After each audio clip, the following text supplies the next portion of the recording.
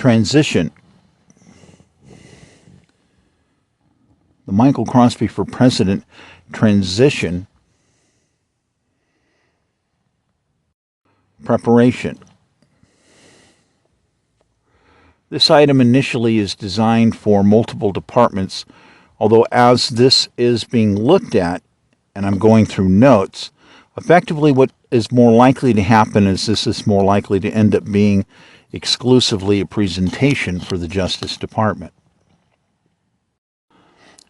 The effective identification that is being given through government websites and some through nonprofit effectively lists transition as an item that is something that is done as a series of courses to prepare the winning candidate and their teams effectively to be able to use the educational options to receive the training to understand smooth transition.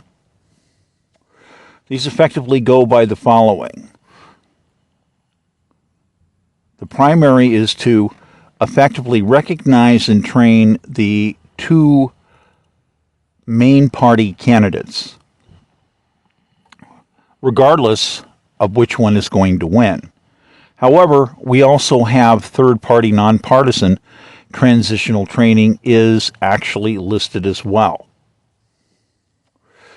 We have a situation that deals with a transitional understanding that is not encompassed in the set program. That is to say that myself as the first presidential candidate to declare for the election cycle, as I declare, and my intent was and still is to say, hi, how you doing? I'm a Democrat. We have a certain series of facts that deal with parties who have committed a series of very serious constitutional crimes that happen to be Democrats. There's apparently a rather large number of people who have also committed constitutional crimes that are Republicans. On a nationwide scale, this is quite large. As we try to look under the microscope and be more specific to my campaign, dealing with the transition has a certain underlying understanding. And that is that I do not have to withdraw as a Democratic candidate because other Democrats are violating the Constitution of the United States. Number one, because the musters, that's an extensional definition, by the way, that would include supporters, co-workers.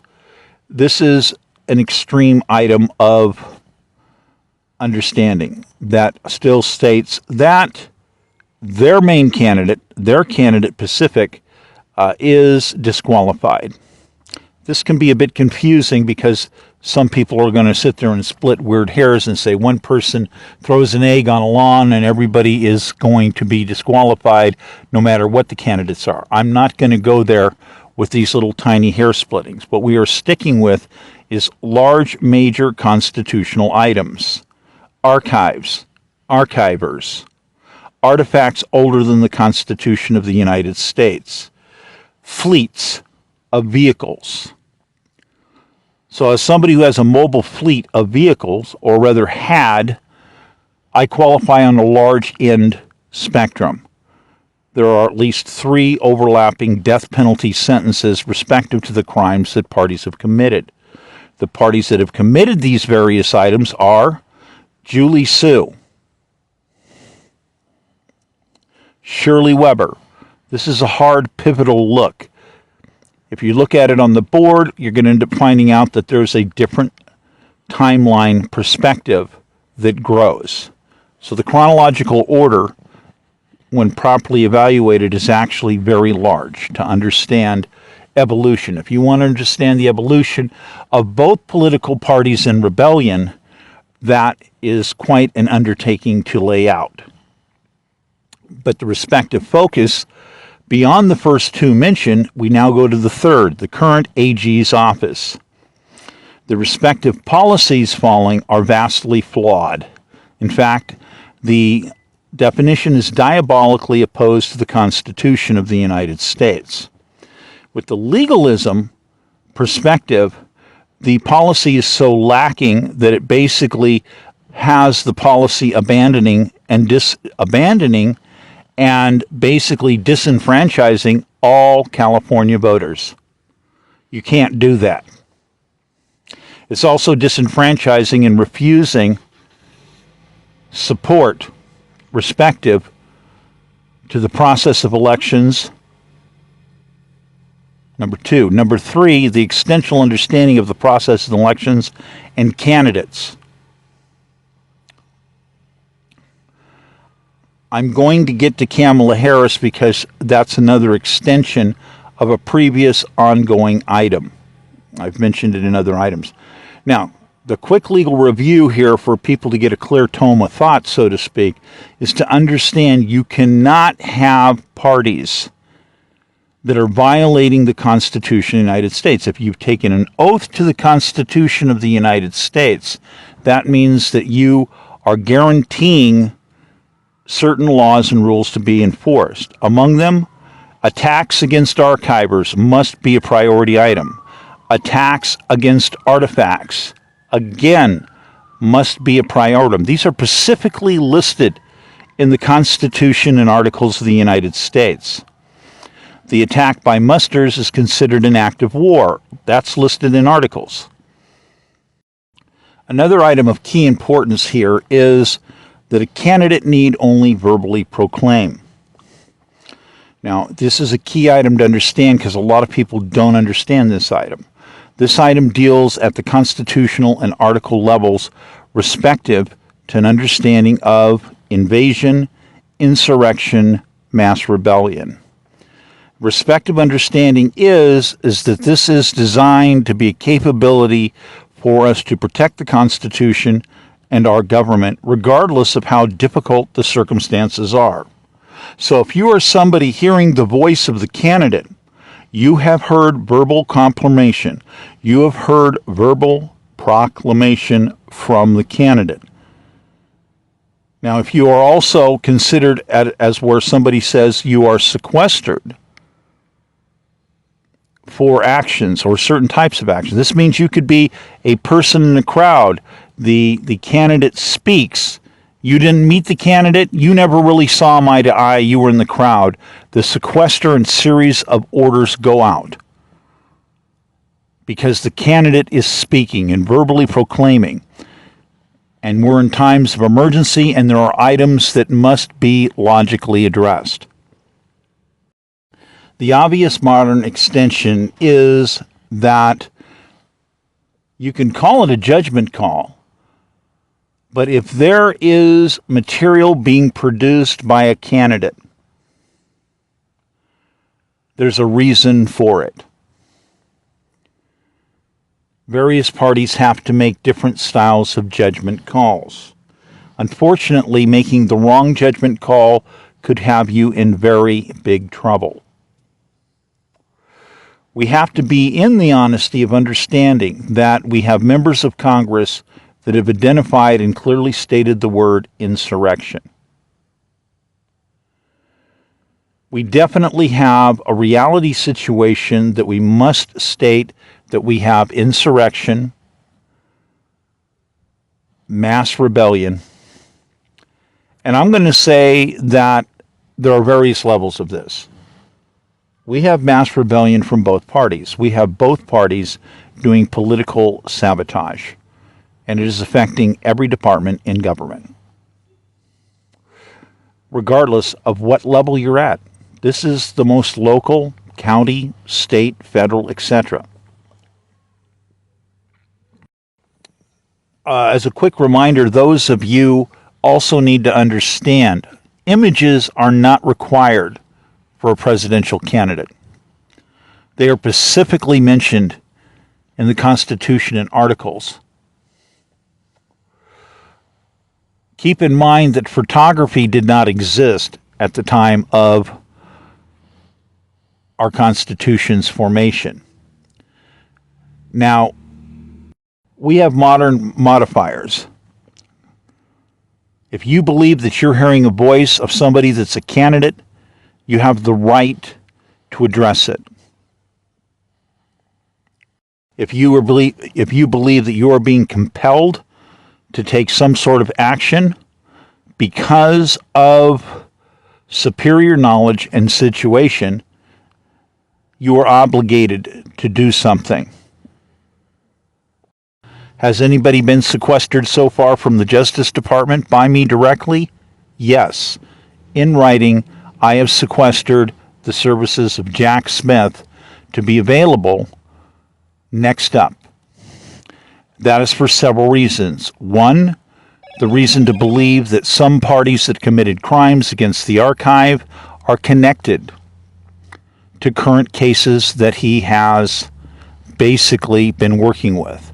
There's also a documents cross issue. I don't want to talk about that at the moment. There's also the understanding that the need for a party who has diverse skill sets to have an understanding of both United States law as well as international law is a prerequisite in the choice for the sequester. The unfortunate reality that the original anticipation of schedules and how things would progress has changed. It's taking far too long. There is information that Mr. Smith is producing that I believe is of need and concern to other cases that I am working with. The situation dealing with credentials. The concept of saying that a presidential candidate has to be attorney is not correct. You don't have to be an attorney, okay? When you have special conditions, parties are allowed to use ideal intent to do practices that normally would require licenses. This is considered an emergency variant, and you just make a note of it and you try to keep track of your ethics of where they are, because this is something where parties do have an obligation because of levels of superior knowledge and understanding to participate involving certain things that they may have witnessed. This is to be considered that you do have an obligation as a citizen, that you do have an obligation as somebody who may have taken a constitutional oath. It's of key importance. And items would be adjusted appropriately. Presentations and material going to Congress and or the Senate do not require an attorney. So one of these situations involving processing, which also can go to the courts, again, is not necessarily required for an attorney to do the presentations, nor does anybody have the right to state you have to get an attorney, we can't talk to you. Wrong. Wrong. We are in insurrection. We are in an emergency. We are actually in a multiple state of emergencies. We have a pandemic, which is still within residual effects. People are still dying. We have insurrection, and we have mass rebellion. We have multiple instances repeatedly, and others not included here, that state that we are in a multiple emergency situation. Please accept that. I'm going to track back to a moment to California, specific to policy. In particular, AG's office. AG Office California is more than just the AG. They're the head of the entire Justice Department for the state. So hierarchical structure has the state being responsible for the ultimate catch system. And there are shared responsibilities of different offices that are being rejected from being handled. This is a violation of constitutional oath. It is a violation of the Constitution of the United States. It is important to understand these respective areas Because if we look at various scenarios and situations, you have deep tactical table items that are very intricate, used by foreign powers to affect situations, to affect policy in various ways, and that can be very sneaky, as to merely get a voice nearby somebody to influence them. If you look at the term that somebody needs somebody investigated, they say we have to protect them, they're a government employee, therefore we are going to abandon all other areas, including disenfranchising the voters, the process of elections, and the candidates. They can't do that. That is illegal. That is unconstitutional. That is an illegal construct document. It is diabolically opposed to the concept of the Constitution of the United States and taking an oath to protect the Constitution of the United States and its laws. Because why? You have candidates that have come under attack. Acts of war have occurred. The priority is the candidate. The priority is the process of elections. The priority is the voters. The priority is the Constitution itself. Rules, regulations, extended, so forth. So there's a serious problem with policies other than just the one I'm mentioning now. Because the tactical logic, for instance, is if you have spies infiltrating that are government employees that infiltrate certain areas, they can conduct attacks, sabotage, etc. And then all of a sudden you have a state policy saying we can't investigate anything, therefore they are aiding and abetting the parties at doing what? Number one, staying at large and being a continuing threat. That's two of them, actually. Also, they are inhibiting investigations. They are inhibiting the fact that materials stolen pertaining to national security, historical, technology, a wide scope, are not being addressed to be retrieved when they have to be retrieved. This is a complete collapse and breakdown of the very concept of the justice system and the very concept of the Constitution of the United States. This is why we have a very serious problem right now with the state of California, and there's been other problems with policies all over the country.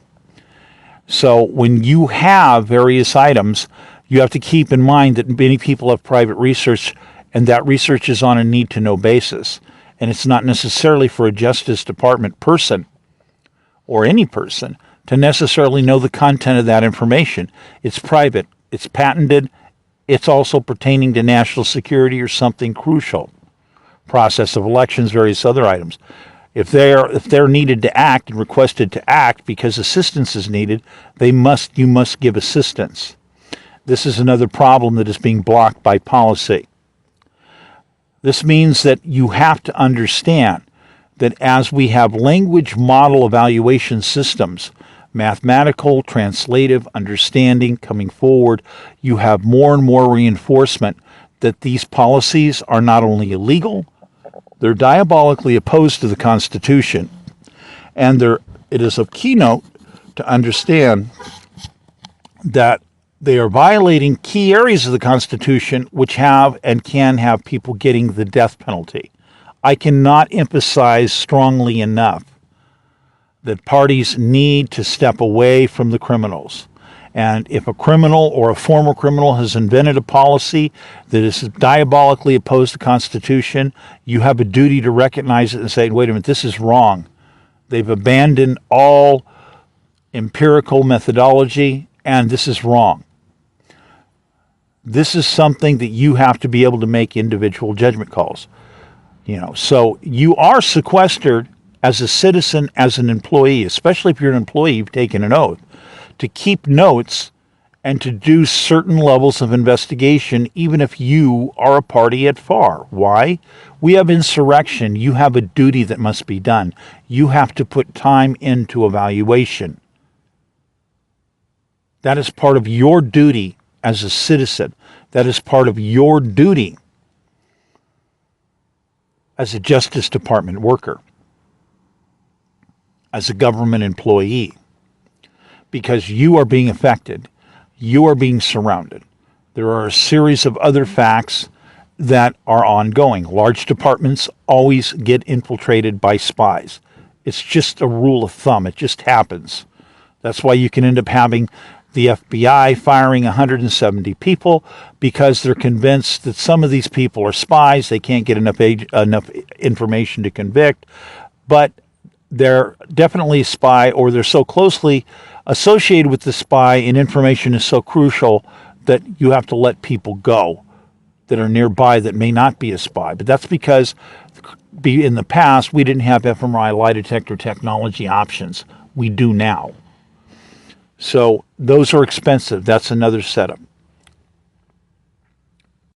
Okay, I'm going to try to move forward. There's a lot of items that I've missed in identification determination that are not just worth mentioning. They're mandatory because parties are screwing up. Now, the PCPT, this is the Presidential Candidate Panel on Treason.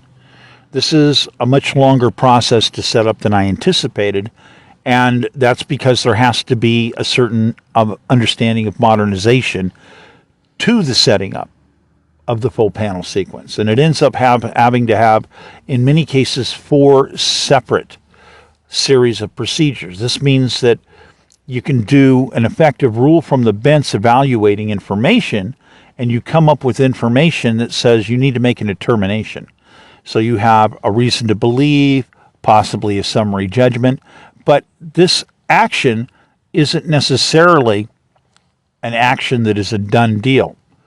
So this is something that has to be reviewed. It might have to be reviewed 3 more times. There are levels. Locking in documentation to understand the tracking of mindset based upon the fragments of information that are before you is of key importance. You also have the importance of understanding the transitional understanding for modern obligation to track reasonably something about arguments. You do not have to, in the judicial system, you do not have to make full arguments on a ruling. You don't have to explain intricately all of these different sites and numbers. It's not required. If anybody has read judicial practice, situational handling. And it is the same with panels.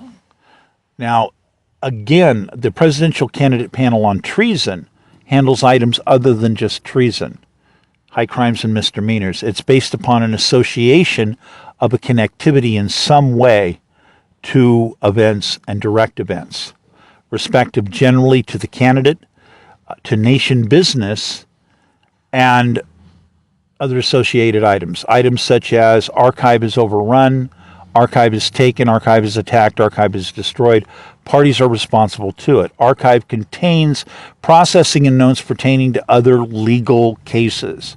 That means these other legal cases are adopted by the panel. That means these other parties become liable for the damage of the outcome on those cases. So there's definitely financial absorption of understanding of liability factors. Somebody's going to have to pay.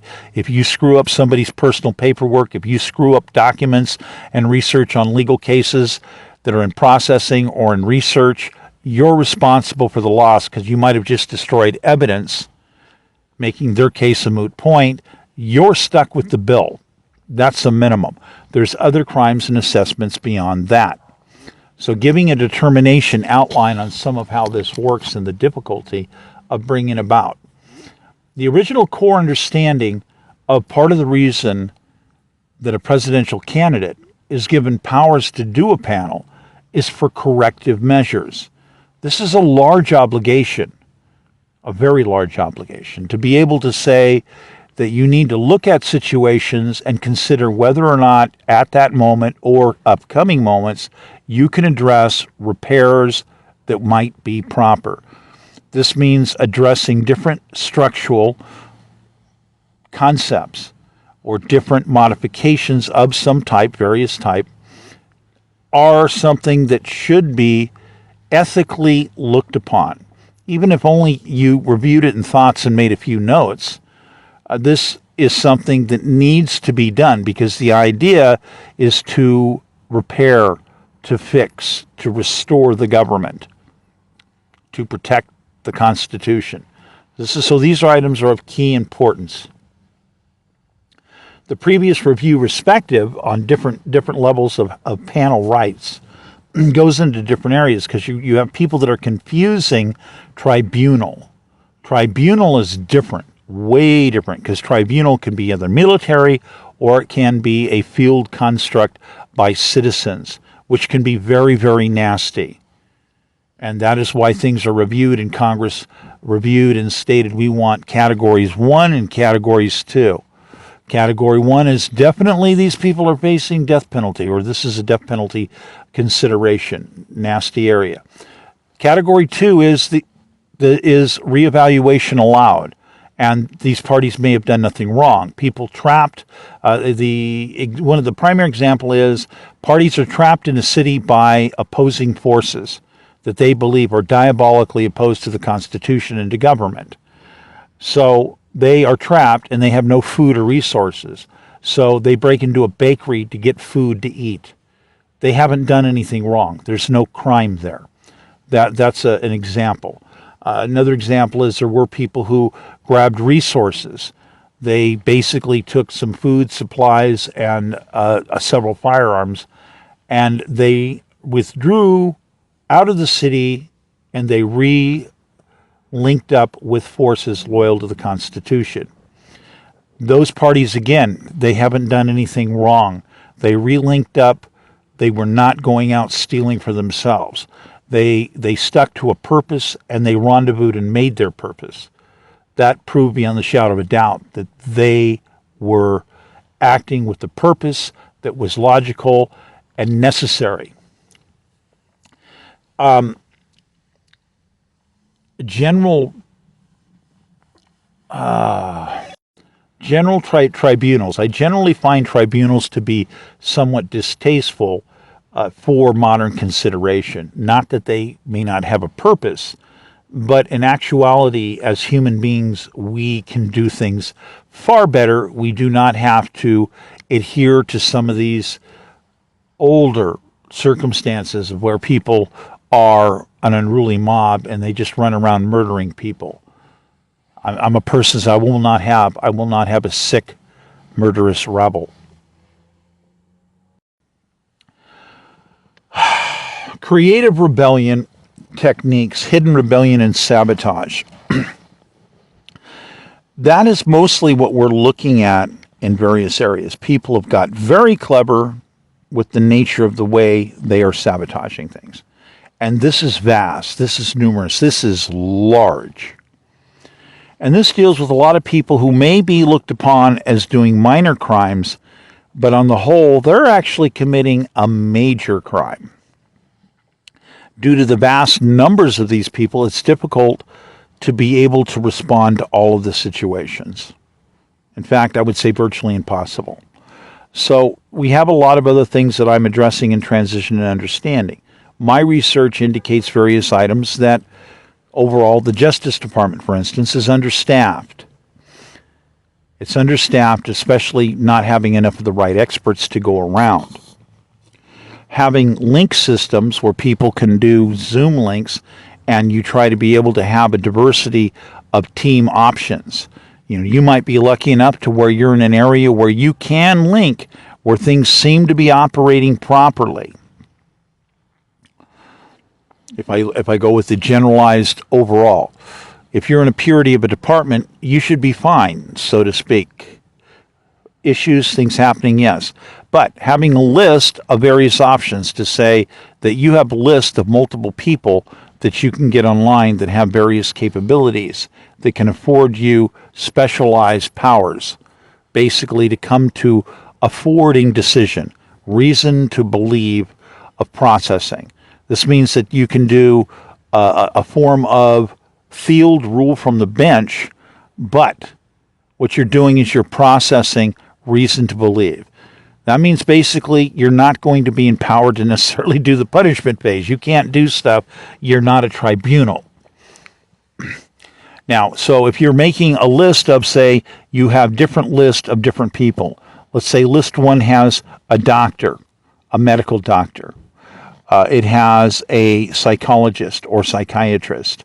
It has somebody who has mechanical technical. It has a scientist. It has different people with forensic research capabilities. In other words, people that bring diverse capabilities to answer various types of questions. You can make multiple lists of these types of lists of people that are needed and have them with you. And there can be various situations where you need to review something. Ideally, it's always nice to record stuff in some way, but that's not necessarily always an option. Most people have a cell phone. That usually means you can keep some kind of basic notes. The breach problem, and you might be paranoid about your phone being monitored, and there's a problem, you feel with security, I'm on with that. I'm okay with that. I understand that that can be a problem. I know far more than a lot of people do about how certain electronics can work, can be infiltrated, whether they are or not. So I'm not going to hold it against somebody if they're too paranoid, because there's different ways that you can try to make notes. Getting personalized recorders and finding different ways to do things is ideal. Again, so having multiple lists prepared for you to be able to have certain types of meeting, again, these can be as simple as forms of Zoom, is ideally a good idea. I'm going to say that everybody, if you're an Justice Department employee, you should have something like that in your cell phone, ready to go. You should have multiple lists, multiple groups, because you have time to put them together. Now, different parties, such as myself, if somebody's accessing and using Pegasus software or something and getting into data, then that list could jeopardize possible people's lives, friends, family, whatever, basically by someone getting a hold of that data, which means that I might be operating phones where I have a different list system. And it may not be possible for somebody to extract that data remotely. Then again, I have items that I'm using and I'm stuck with it. That's a problem for possible dangers for parties. Actual dangers and manifestation. In many areas in the past, actual danger was far less of a concern. Now it's completely unpredictable. One of the most predictable things that we're looking at right now is random events, that decentralized random effect. This is the most dangerous area. Somebody getting a hold of information and you don't know who they are. Nobody really knows who they are, but now you can become a target. And this has been running rampant and growing all over the place. And there's a lot of people that have been in denial about how severe that can get. It can get very, very severe. Anybody who looks at my material will see that there's lots of photographs of a lot of violence that occurred, and the initial understanding is that it was a target. These are targeted attacks, but some of it we feel, because there's different instances, different times, was done by decentralized parties. Unfortunately, the generalized rule of thumb when evaluating cases says if you have primary suspects that are involved in attacking you, like your income and other things, that all of a sudden, when they don't cooperate, and especially if they have rank in government, then they generally become the number one suspects. That somehow they are connected and have a link out, they've met with people, they put the word out, and they're the ones directly targeting and responsible. Now, that may or may not be the case in the way people operate. Fragmentation. Let me jump to that, because fragmentation operations is a way a lot of people will operate. They'll decide on a certain fragment and they'll only go so far. They'll use that item a certain way. There's only certain things that they'll do. Other people are more diverse. Other people can do other types of extensional communication and bring things on around. Now, obviously, some of you listen at this point, you were hoping for transitional focus as to departmental situations. Unfortunately, we have rebellion and insurrection. Welcome to reality, and there's certain items that have to be covered, and I want to make sure that people are going to be on the same page, respectively, and understand what I'm going to expect and what I'm going to help facilitate. So I'm going to continue with some other items I consider prerequisites, because we're dealing with situations, there's going to have to be an understanding that the setup and running of the PCPT has to be run separate. It has to be outfitted properly. It has to be running at the highest ethics at all times. At all times. The respective understanding is the PCP will continue to operate even after I go into the White House. That is, if I'm going into the White House. So, understanding that this is going to have to still end up being manned, and the ideal manning of the PCPT is to get samples of people that can run on high ethics from multiple different areas. I'm behind. I've got maybe 5 people that I can put on a panel right now. And I don't have the complete funding that I need to run the operations the way they should be run. Basically, I'm starving to death on funding. That doesn't mean I'm going to quit. Now, I want to jump back. So that's going to keep running. So I want to do more sequesters. Unfortunately, I don't want to hear a lot of people whine when I give them a sequester and or ignore it. Okay, I just don't want to waste my time. Quite frankly, time is valuable. I don't want to waste my time if people are going to ignore a sequester for high ethics. Okay. So that's going to continue to run because there will be items that are not resolved. There'll be a long list of items that will have to still be resolved. I want to cover seizures, PCPT operations, combined operational sharing. There should be a logical combined operational sharing. That is a multi-departmental understanding of certain shared aspects. This is done for certain good reasons, and that's because, well, it's good ethical construct to do things. That goes against some of the different purities, but again, we have insurrection and rebellion, and there's different facets to it. Now, one of the facets, I'm going to hit a big high point. The big facet is looking at different cases for different priority points. So we're going to have cases on priority points that basically have an understanding that it just has to be addressed, and it may not be a money winner. Then we're going to have money winners. I call them money winners because they're parties who've done something and it's a RICO. So it's seizure. They've used their business as an instrument of crime. It's seizure. I have about $1.2 billion worth of lineup of parties that are directly connected to activity that I can clearly see, that are clearly reason to believe, where I see it being clearly actionable. Now, sorting that out is a large mess. Now, understanding disposition respective to surplus capture of funding and assets. In these areas, there is a surplus funding capture of assets that will occur.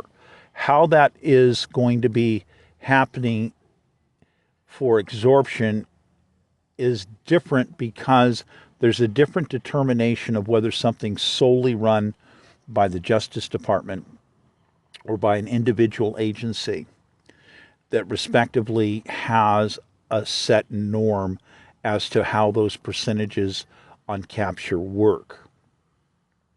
When you have civil action, that can have a different understanding. So you can have civil action, and the civil RICO has a fund left over, and decisions can be made as to how that gets split up.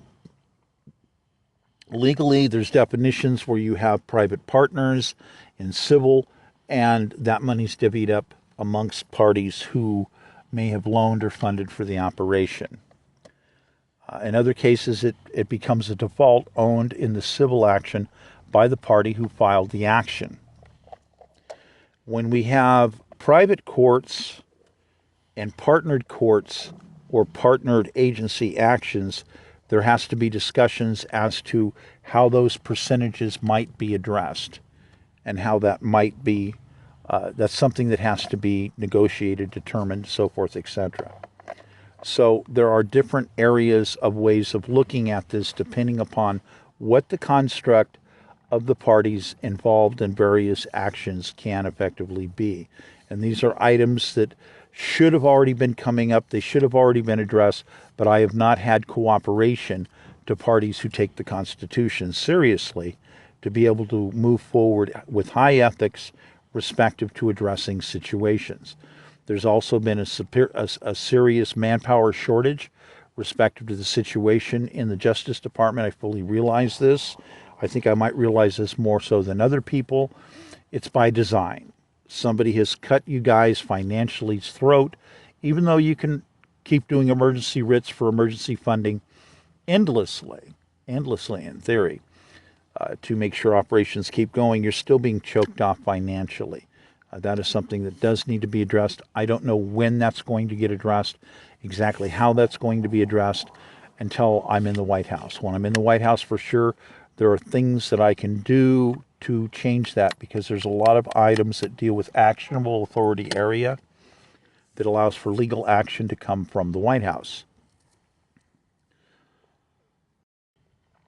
Obviously, revealing certain sources where there's evidence in hand is something I can't readily share at the moment at these levels, because these end up becoming shared broadcast, because I don't necessarily have a mechanism to do mass written delivery of information. I do not have $30 million to print stuff out and mail it out to everybody who needs to get appropriate copies of stuff. I don't have enough transitional money coming in the door. I'm still trying to figure out how all the GSA stuff works, because it seems to be slow in parties responding directly as to my exact questioning. So this is something where I have a lot of people that send me some more information, read through this, and you read through it, and it's not exactly what I would call giving me the answer that I was looking for. So I have not effectively got a full transition team set up. I need people. I need to pull people in rights and ethics and proper. I need to pull people from the Justice Department. I need to pull people from different areas. I need to pull people from state areas. I need to pull people from private sectors to get them going. And a lot of people don't want to participate. That's very sad, because we're in a lot of trouble and a lot of people don't understand how much trouble we're in. Okay, click time. Okay, I got to keep covering different items because I want a diversity of items covered. Okay, I'm going to talk about cyber effect. Cybercrime. Wow, whoopee. Okay, I'm going to talk about direct action. Number one rule here: there's no such thing as a chip that's actually been invented that does not have a built-in backdoor. It was wanted to be that way. We're talking about people that were working to set up things in the 70s, definitely things online in the 80s, Reagan era. But the thing is, chips kept changing. And what you could get out of it, that was another question at the time. But then it became a full access item, essentially, for certain key raw data. And basically, technicians said, this is a brilliant idea. It's dated. It's going to backfire. It's only good so long, and then it won't work. We are so far past backfire point, it's mind-boggling. So people keep trying to keep changing over to new chips, but they still want backdoor systems. That doesn't do anything. Okay, so the Russians have them, the terrorists have them, So I don't want to go into all those documentaries, the PBSs and the Novas and all this other stuff, and show people you should have done that and understood that. Now, the respective policies of changes that I will be changing, respective to me in the White House, you can expect major changes, because the concept of telling people to put their credit card in to make a report because they're coming under electronic attack is ridiculous. The number one set of attacks basically like 97, 98% of attacks are what's known as null zone attacks. Null, null zone.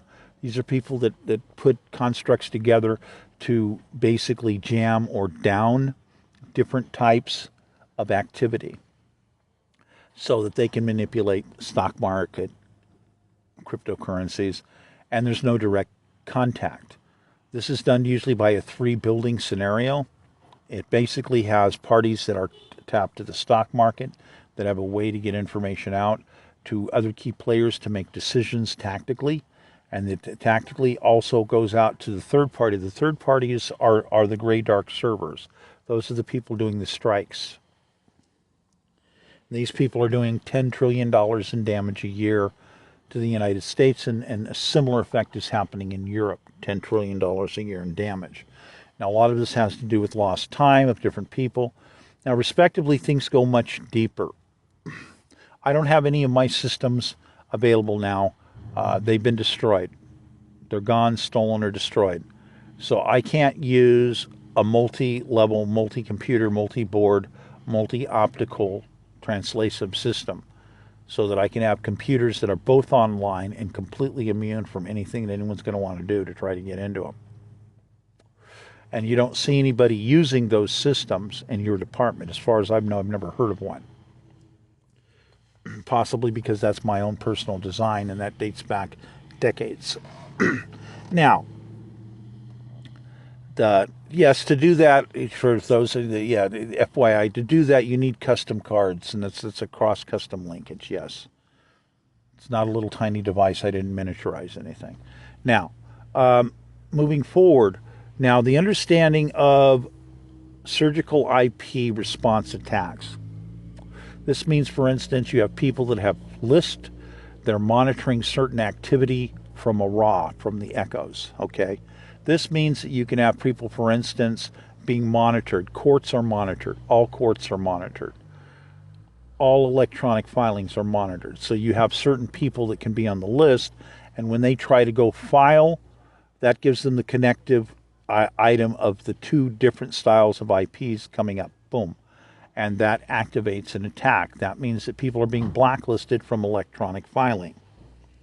That means that websites can get hit. There's different ways that you can hit. You can alternate back and forth on the strike capability. So don't think for a minute that there's no such thing as somebody that's got the ultimate cyber leverage against you. They do.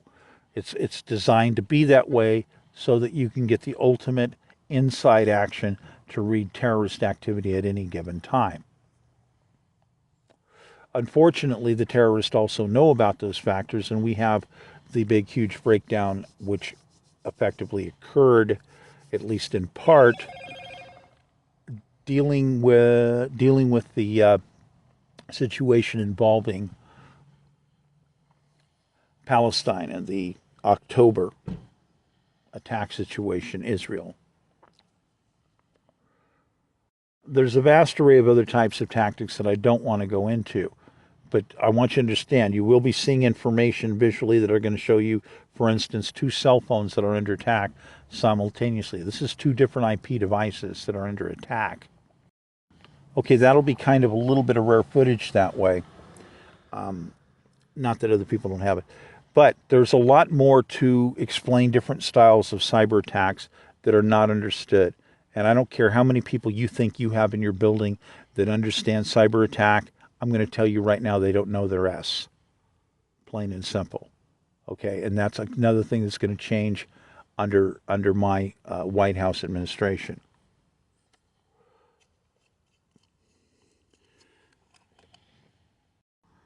Threat analysis understanding. Materials stolen, respective to my archives, are of extreme importance. I didn't mention this, but it is crucial to retrieve those items. But I get no cooperation from other parties. By the way, that's another policy violation. Notation is that parties are not taking into account that they have to respond and assist because there's materials that are in motion that have been stolen by forces unknown, be informed domestic or whatever. And again, that's a policy violation. And that'll change under my administration. I won't tolerate certain policy flaws. I will be doing a lot of processing, legal processing from the White House directly. I'll be subbing out. I'll have to step aside from the PCPT. That's going to have to end up being chaired. So even though I'm chairing it, I'm only the temporary chair because I'm going to still have to move aside and have other people. Basically, it's probably the chair is probably going to end up having people changing seats around because there's going to be an availability problem of people with proper expertise. Availability problem I'll mention real quick. I do have a problem respective to selecting certain parties.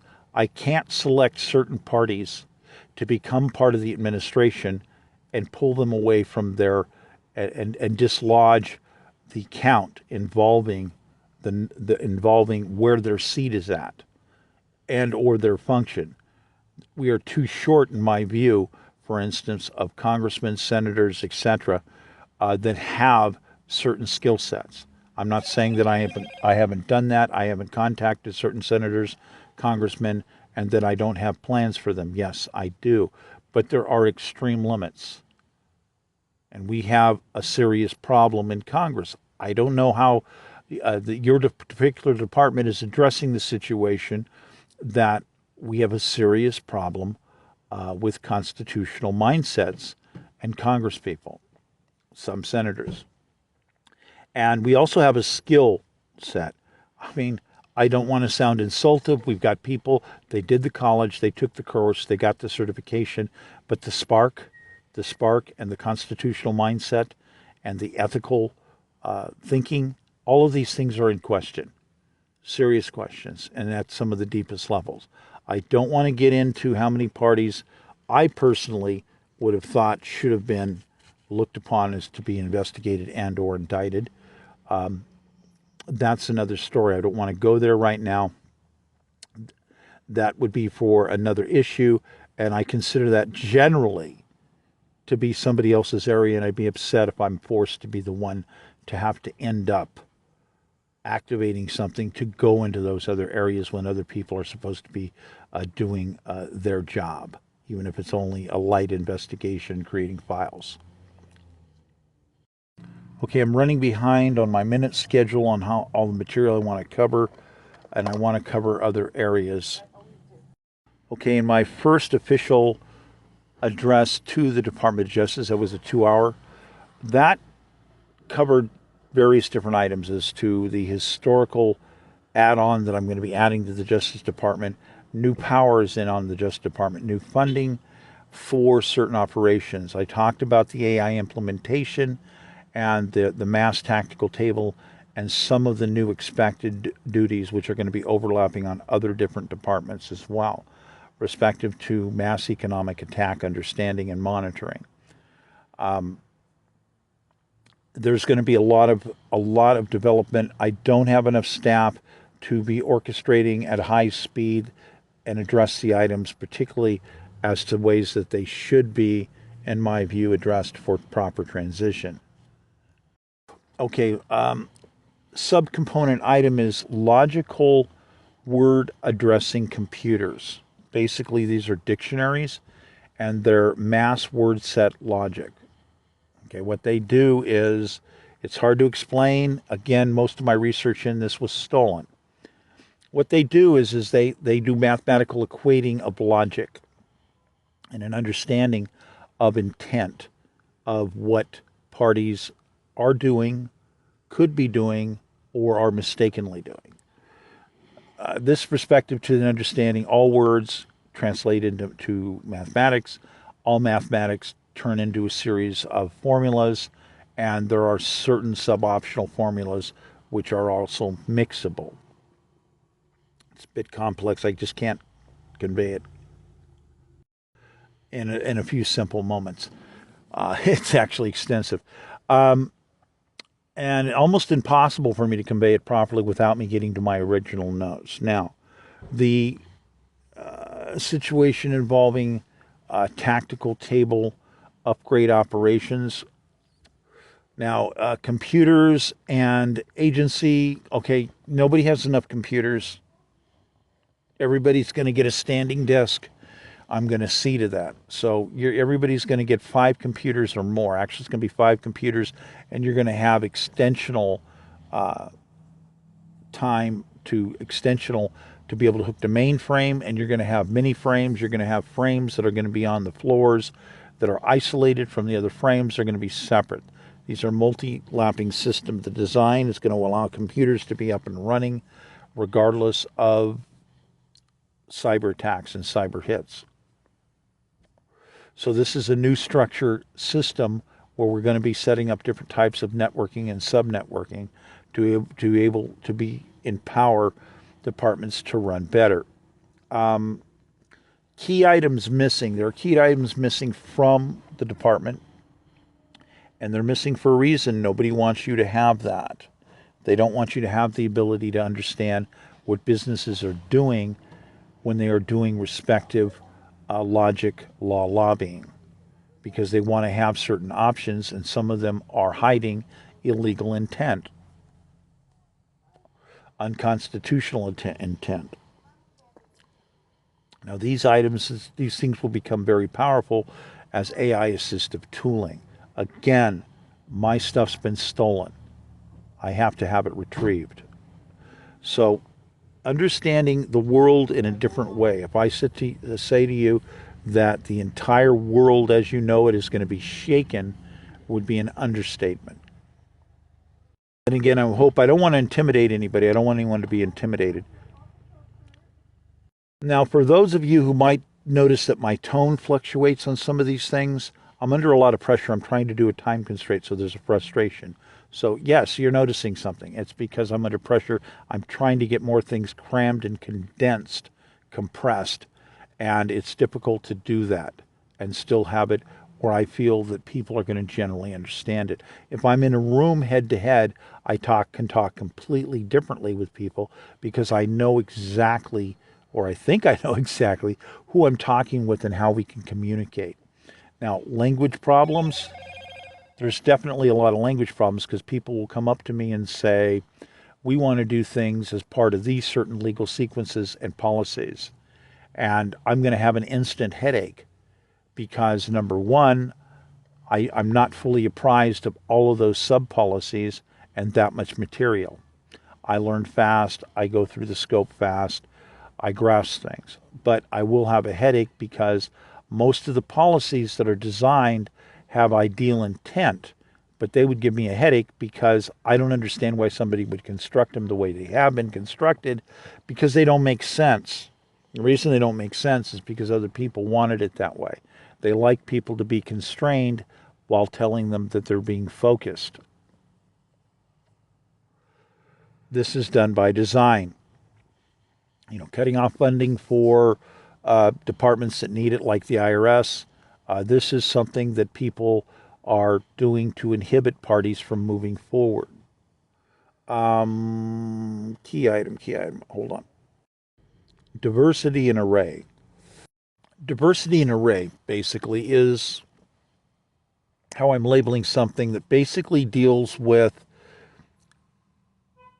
as technology grows, there are certain things that would be nice options to implement and certain mechanisms, but putting those mechanisms can, in fact, be giving people access. Breach problems, because there are breach problems that are always ongoing with all departments. I don't care what anybody says. They're too large to not have breach problems. And we also have the underlying disagreement involving why things are constructed a certain way. And a lot of this is due to that other people want to have their back doors into stuff at all times. Now, the diversity and array is something that deals with a global aspect, but there's a localized aspect. In other words, in order to allow certain technologies to be implemented, you have to have counterbalanced security technologies to be able to deal with rapidly deploying what might need to be done. So this is a multi-level item that has a lot of different tiers to it. It's one thing at the defense level, but there's crossovers that go to the Justice Department. You have to do oversight, and you have to have shared ability and similar redundant ability. So if you're talking about specialized items for Homeland Defense, again, they have to have certain items as well. Now, the reason for the balance is in order to do certain types of jumps, you have to have a balance criteria of somewhat of an extensive style of different types of technologies that do different things that can provide certain type of security. You don't want the one item to be overbearing and have it implemented, because then it can get abused. Then it can be circumvented, it can get breached, so forth. So you're talking about a diversity installation involving a much higher criteria of material. Now, a lot of this would be technically classified. So when I'm talking about different styles of upgrades of technology involving, for instance, SAR, going from optical to SAR satellite, we're in full 3D. You guys should have a little bit of that. A lot of that's going to be executive branch. That's going to effectively be executive branch level for security, interim security, mostly Washington, but you have other areas. You have the military, you have defense intelligence, you have central intelligence, you have the necessary factors, some level that are supposed to be Department of Justice. Homeland Defense is going to end up getting a series of this style of technology. Now, the new interaction is, as we're implementing more databases to sort basically existing technology that's already been there, and be able to sort that material much faster. It's a lot of chips, by the way. Major investment. This is going to happen. I'm going to make this happen. We're going to have better border security. We're going to have people on probation from entrance. We're going to have different ways to sort out different types of crime. This is a very expensive system if you're going full national with it. So there's going to be priorities with it. In theory, it all exists now. Privately, you can buy anything you want. So it's one of these things where we're going to implement these systems, and there's other balance factors of subsystems that will also connect to the security of these certain items as well. This goes to quantum aperture technology upgrades. I don't want to go there yet. That's a lot of discussions. That's a lot of technological development, and some of it is a different style. It can be implemented much faster than other styles. One of the styles of technology is biological radio monitoring. Now, my design sequence for biological radio implementation monitoring is effectively very large. It's going to be used from anything from monitoring wildlife remotely to security assisted material. From a Justice Department standpoint, we're talking about a form of remote reading of biological signatures, your signatures, an understanding of a rawness. It's a rawness. In other words, if you go to the doctor and he's looking at all these different screens, he's putting you on these devices, it's an EEG, EKG, they're understanding something about your mental state, something about your emotional state. Well, the system that I'm talking about in question would basically understand stress levels and emotional states. It's also going to have a pinpoint of triangulation of where you're at. An example is, if the light goes out and there's no longer any signal sets from you, something's wrong. You've either been encapsulated, jammed out, encapsulated in a frequency-proof environment, or somebody just killed you. Well, that's a red flag on the system that goes up.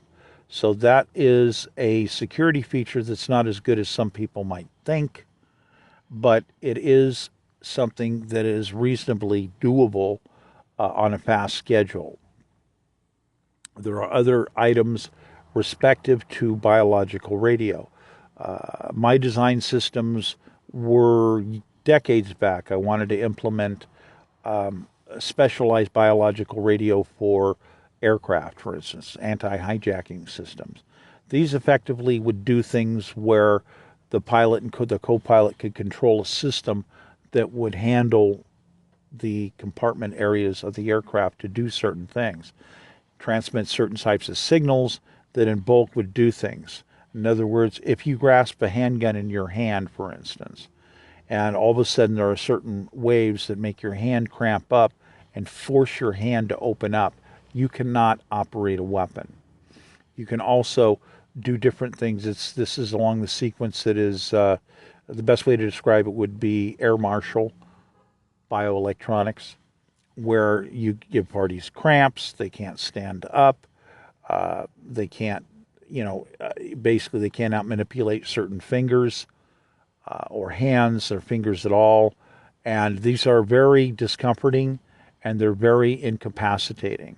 And this is a non-lethal style system. And these systems can be very, very nice. I went public partially with some businesses on the stock market that I was intent to manufacture at one time, and that didn't quite work out. I'm not going to apologize to anyone if it ended up having an effect on the stock market, but these systems actually are quite real.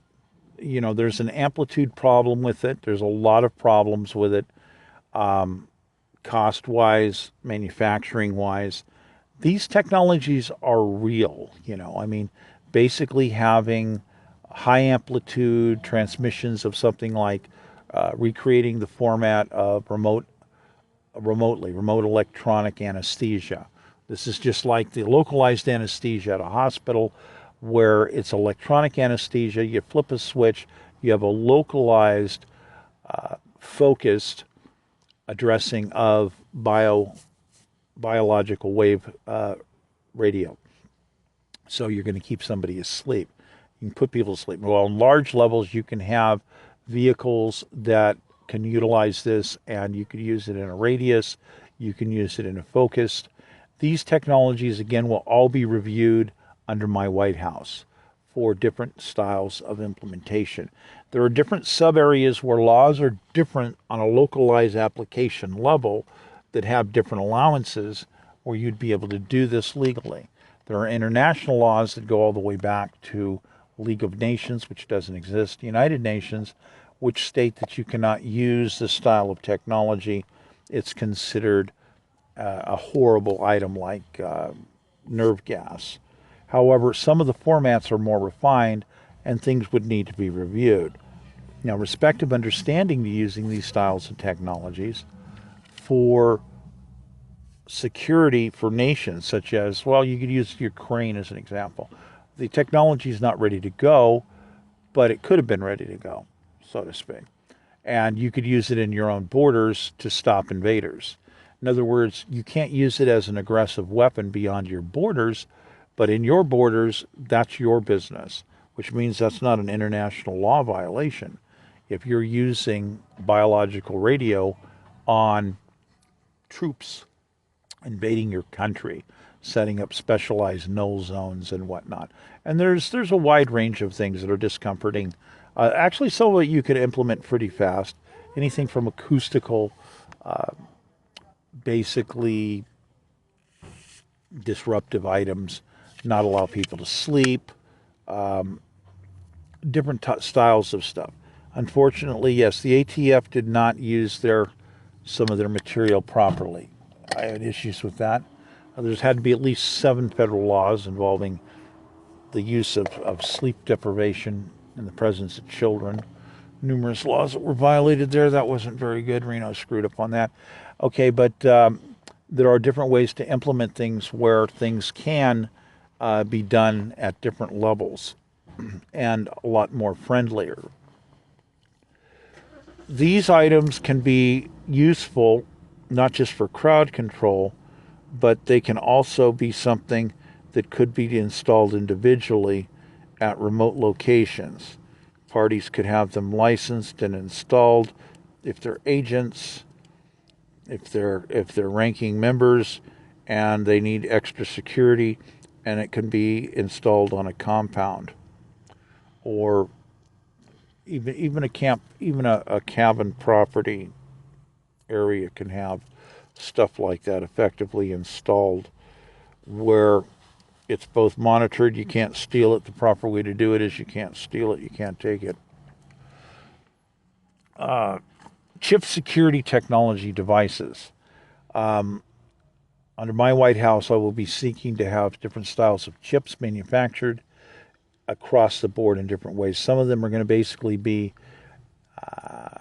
it's a manufactured system that is aware of its location, and it's more than GPS. It reads the radiological differences between demographics wherever you are in the world. That's all different. And you have all these different magnetic readings that are also variant tendencies, which are different in areas of the planet. So you have multiple ways for it to read where it is, receiving signals without transmitting and revealing its position. You also have secure technology area where you have very thin encapsulated thermite respective to the chips when they're made, so that if somebody tries to steal the technology and take it outside of the country, it's going to burn. It's going to clip and it's going to burn, and that chip would be, you'd be able to hold the chip in your hand and it gets warm, but it just burned out everything inside and it's toast. So that's a kind of an anti-theft style device. You can also have time transmit pulses. If something's stolen, where it intermittently will transmit from time, and this is not a regular pulsating like beep, beep, beep, beep. This is a timed pulse understanding. So you have a mixed usage timeline where you would be able to retrieve certain things and understand certain things about certain things could be happening. Now, cyber changes cyber changes will change because we're going to be installing a series of hubs. The way these basically work is that you basically will shut down certain communications for nanoseconds, literally. And the hubs will still read these signals coming through to locate certain signal format sets being utilized by attackers. And you alternate this sequence throughout the country, and you can locate zones where you can find super dark server buildings. And this is something that could be implemented within 6 months from construction to deployment, and basically be apprehending tens of thousands, hundreds of thousands, millions of computers, literally. So we'd be raiding buildings and putting shutdowns on some of these operations that are operating these various styles of attack, usually to manipulate the stock market, which is where 97% of the cyber attack market actually is anyhow. Upon entering in the White House, I would take legal action in lots of different areas. I've mentioned this before.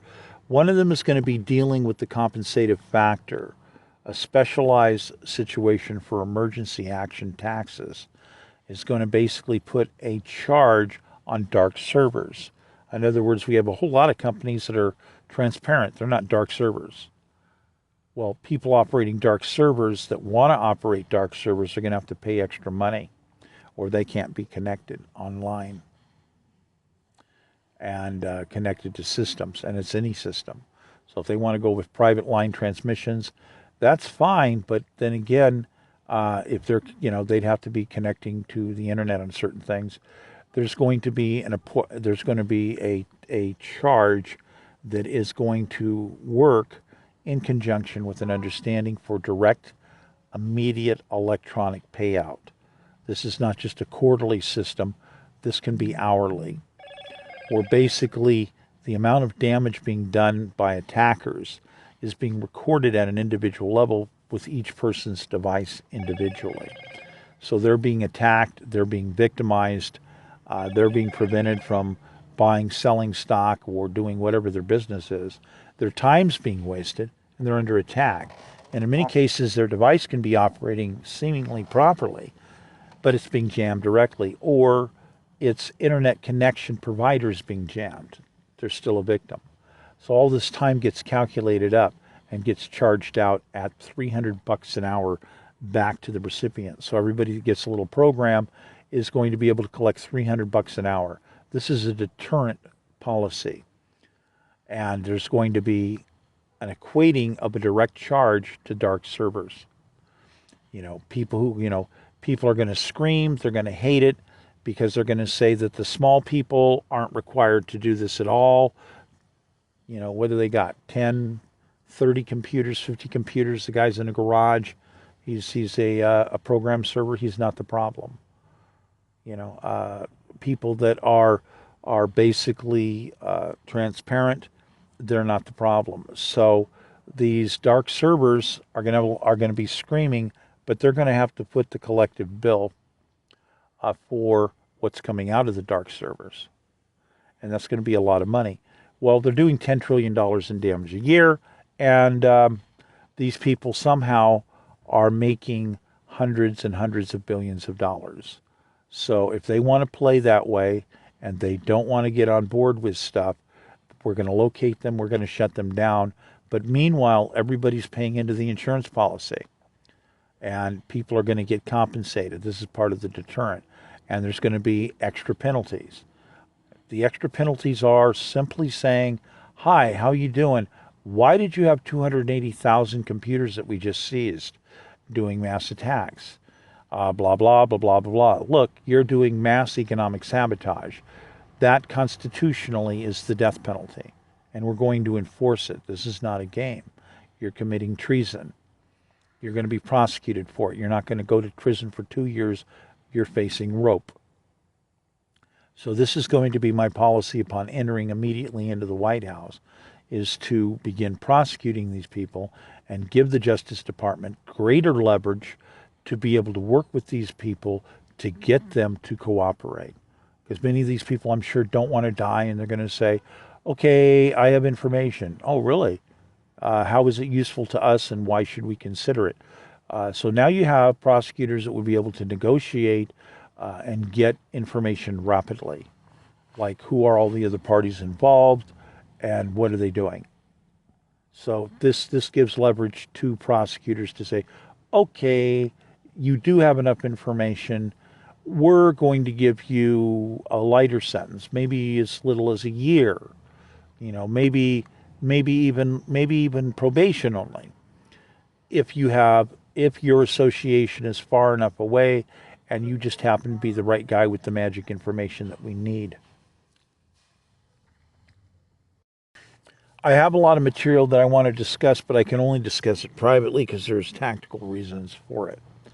And that is because some of the information that I have on certain parties who are violators are subject to RICO and having everything seized. So I do accept private communications. I do, at the time being, screen them. I still have the capability of doing that. So I do like people who communicate, and then we can discuss communication methods. So if you're getting this, there's a lot of different ways. One, you can find me on X. I will accept private messages. Currently, they're open. I scan them down to see what's in them. If I don't like what you're saying, then I will block you out. But if you have something with a reasonable request, and I am sure of your identity, or reasonably sure, I will give you an email address, and we can work with that email address, or even a phone number. Usually, I will give you an email address, and after we begin our email communications, I will give you phone numbers. If you're really smart, my phone numbers are listed, and they're very easy to find if you have half a brain. So I get people find them every day. So that's easy enough for those of you who would have a brain to figure out who is, and then you can obviously get a hold of my phone numbers. Okay, tight core security. I want to set up certain tight core security. That means people who are going to be excited and agreeing to fMRI lie detector technology. It's expensive. There's not enough to go around, so to speak. There is, but there isn't. I want people who are excited about that, because there's no reason to fear it. because you're not necessarily doing anything wrong. And small errors, well, we all go through life. If something is, we need to keep the box tight on questioning. But if there's something that pops up outside the box, everybody's got their own psychologist. They can personally deal with it. So it's a good health item. So yes, I'm very serious about that. Some people don't take me serious. Other people are afraid of me, and they go, I just scare them to death, and I don't have time for their neurosis. So that's real. I expect that because I want to be able to ensure that we are going to have an idea of who's secure, who is securable, because this leads into a larger scope of understanding that deals with basically being able to eliminate all spies. That's another discussion, but on the short, elimination of all spies is in our hands right now with certain technological items, and the fMRI is crucial to that, to a verifier. So basically, we can deal with getting rid of all spies. Now, the Russian government still generally has, I do believe, 10,000 to 30,000 people floating that are in government jobs someplace. Local, county, state, federal, etc. Very lucrative. There's lots of information that's basically worth more money on the private market than it is on a national security aspect as people would perceive it. But that doesn't mean that they can't interact, change policies, do this, that, the other thing.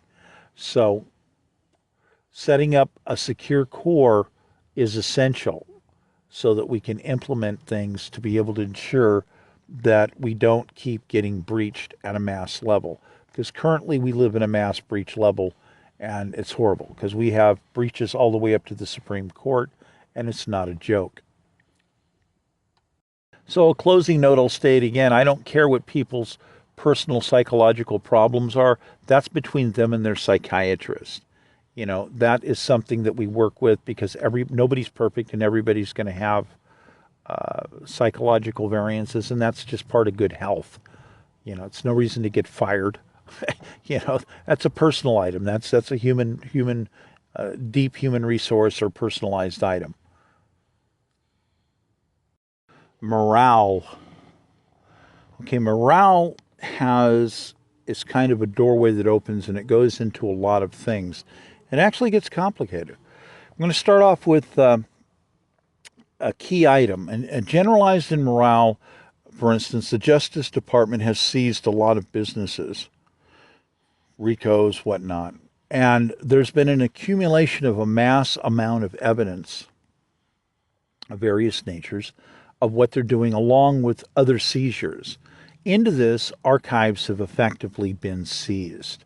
Now, in these archives that have been seized from these various companies and whatnot, individuals, so forth, etc., you have business strategy ideas. You have all of these interesting business techniques for making money. And some of them are really, really good. But here's the thing. There's no conduit that are putting these items out. So this is something that has to be basically put out and not just in an FOA type thing, FOE. So basically, when I say that there's going to be a database that deals with all of this information being available, this is something I will begin working on immediately upon taking the White House, where basically this information is going to end up being revealed. And this includes the public, but it also includes members of the Justice Department.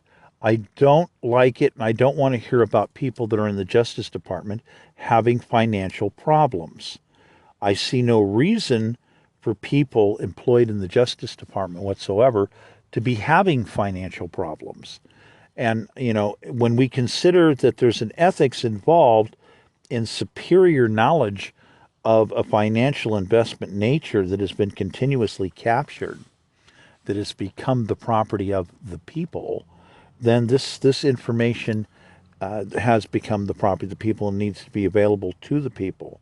And it needs to be properly evaluated, organized, and open availability and presentation has to be available.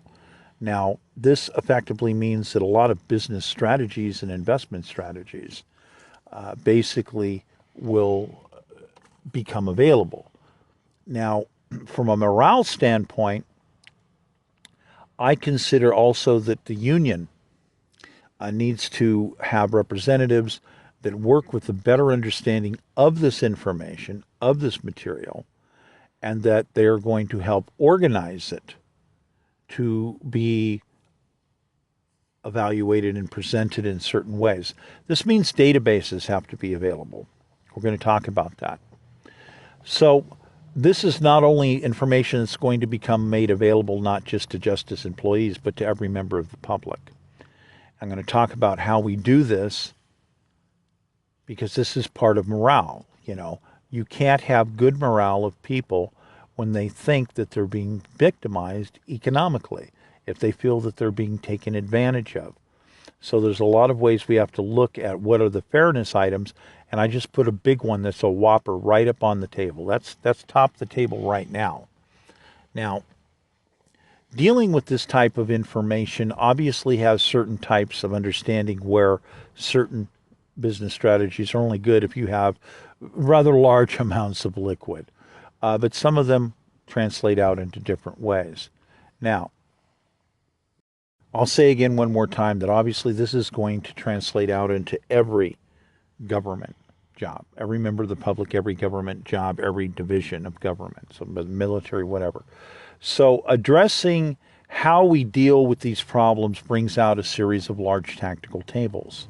Now, the large tactical tables that we're working with at the moment are mass economics worldwide. So we're looking at a global aspect, and we're understanding that there are players that are doing things at various levels, all the way from, espionage, government levels, private entities, all these different levels, and they're conducting economic sabotage, economic attacks. They're using unfair advantage economic techniques. Now, into this, we also have the mass cyber attack situation. $10 trillion, inexcusable damage. Now, if we address the understanding, my policy upon getting in the White House is to begin large working on this. This is a legal problem as well as a security problem, and it deals with a lot of different overlapping scopes. So we're going to have to deal with this. This is going to get dealt with. And it just can't be everybody, we cannot abandon people to say everybody for themselves. It doesn't work that way when some of the different players are involved in attacking us. Now, if we look at the globe, if we're looking at the globe again and we're looking at, say, economics, and we're sitting there trying to understand the competitive nature, population versus availability of computer equipment versus styles of usages of computer equipment, whether they're attack, business technique, whatever, development, technology, we have to take into account these vast numbers. And that means that we have specific numbers and goals that we have to consider that have to be adhered to for our nation, and in fact for Western world nations. And we're getting to the point where with any luck, we're no longer going to have great war, and maybe we're going to have a much better civil rights situation stepping forward worldwide, and not necessarily have any large foes anymore. In other words, it's going to be a negotiated set of different organizations, governments, and unions, so forth, etc., that are going to be working with what is the up deal, and I'm perfectly prepared for that because of my view of the constitutional economic policies and philosophies. But as we're still looking at the global size board, there are certain numbers that are undeniable, which means that many of these different people running around trying to politically push different philosophies are just way out of the loop. They're so far away from understanding the world and the large multi-tactical table situation, it's just not allowable. It's not going to work. And into this, we have to address a lot of different policies that we're going to have to change, a lot of different realities we're going to have to admit to, and we have to take action. Now, my decided action to move forward is to move forward on a plan to make available 5 computers minimum for every U.S. citizen. This is part of a compensative package because of why? The reason is that we have the open backdoor chip situation that has been around for decades, and it's a backlash. It's backfired, and we know it's backfired. We got $10 trillion a year in damage. It's undeniable. So we have to address the liability of understanding this and the solution. So I'm more for trying to work toward solutions. Now, obviously, there's going to be a lot of people that are going to want to do a lot of different lawsuits. You're going to have Civil Liberties Union. All these different people are going to want to split hairs, go for a lot of access. They're going to want to try to get together. Unions are going to want to get together and keep negotiating or suing for various understanding. Now, I want to work forward with what we have to do because I'm looking at a global competition tactical table system. And that means we have to upgrade our population. There's no choice. There's just no choice tactically. We have to do this. So that means we have to get a lot of very powerful tools into our citizens' hands, and we have to be transparent about it. So that means that we have to build new database systems, new archival systems, new separate style lines of communications for the internet. That are going to have to, all this has to be addressed, and I'm going to be working on it at the White House from a legal standpoint because there's a real liability factor understanding that the government is effectively liable for a mass flaw. I'm going to bite this, so to speak, and say, look, let's move forward with what we can do to start off with, of what we have to do to at an economic tactical table understanding. I'm saying we have to get 5 computers in the hands of every citizen. That's going to cost a lot of money. Now, effectively, $1,000 will buy 3 laptops at a wholesale level that have 16 gigabytes of memory, that have very nice GPU cards in them, capable of running multiple language models, smaller models at the same time. So, in effect, we're talking about a compensative package that's less than $2,000 per citizen.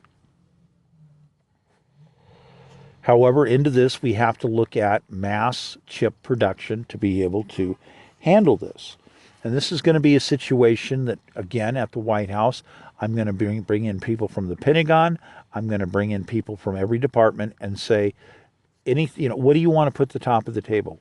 What do you want to talk about? How do you see all of this working? We're going to really break out the tactical tables and look at this really, really hard. And this is something that I see as starting up that's never going to go away. Basically, we're going to end up practically making a new division of government. How this ends up coming out, if we're inventing a whole new department, and how this is going to come down, we're just going to have to see how this goes. Is this going to be put over where we're going to be utilizing the U.S. archives and they're going to run a big piece of it? There's a lot to be said about how this is going to be done. It's a huge action to undergo, but I feel it's the best plan. This is the fast-paced plan that we need to deal with, and that's going to be getting more chip production done. Pre-agreed mass purchases. So pre-agreed mass purchases might just get those 3 laptops that are very powerful to drop in price 30% and actually end up becoming more powerful. So we could be looking at trying to get people systems, or at least some of the systems, let's say 2 of the systems with 64 gigabytes of memory. And along with this is obviously a whole array of transitional video courses that have to be available for education. So we're talking about a mass educational upgrade that is also going to come into play for this. And all this is essential on the tactical table for competition to be rebalanced. And I foresee this as an item that's also going to have Britain, Canada, etc., coming up and saying, I think we need to discuss treaties. We might want to sit together and join together for the same policy. We might want to engage ourselves in the same decisions. So again, this is wide open. I see this as something that is going to happen. At some level, I'm going to make this happen because at a presidential level, I can exert presidential authority to say it's very simple.